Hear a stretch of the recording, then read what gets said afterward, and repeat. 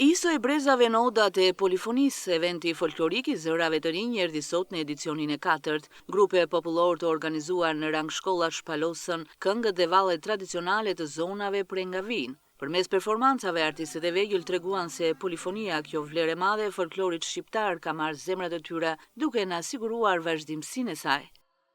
Unë jam shumë emocionuar, shpresoj që të dalim shumë mirë dhe jemi të tëra vazhdimisht shumë të bukura me veshjet lungjote.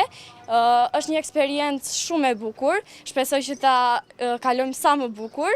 Unë kam qenë në çdo event që është bërë për polifoniket dhe për lapçet.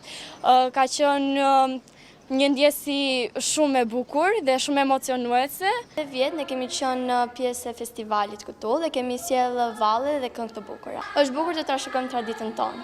Artistët e vegjël popullor punuan për të paraqitur denjësisht në drejtimin e mjeshtrave të polifonisë dhe folklorit. Unë përfaqësoj si organizator, mësues I këngës dhe I valles, shkolla Bilal Golemi, e cila ka odën e polifonisë Labe. Përzgjedhja e këtij grupi është bërë mbi bazën e vokaleve, mbi bazën e kërcimit të valles, të modeleve, mbi bazën e fshatrave me qëllim që të ketë një kolor krahina e Kardhiqit me qendrën administrative Picar dhe Cepo.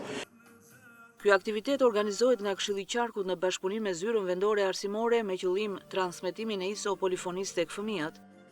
Këshilli I Qarkut këtë do ta vazhdojë brez pas brezi që të jetë ISO polifonia mos të zhduket, të vazhdojë në breza.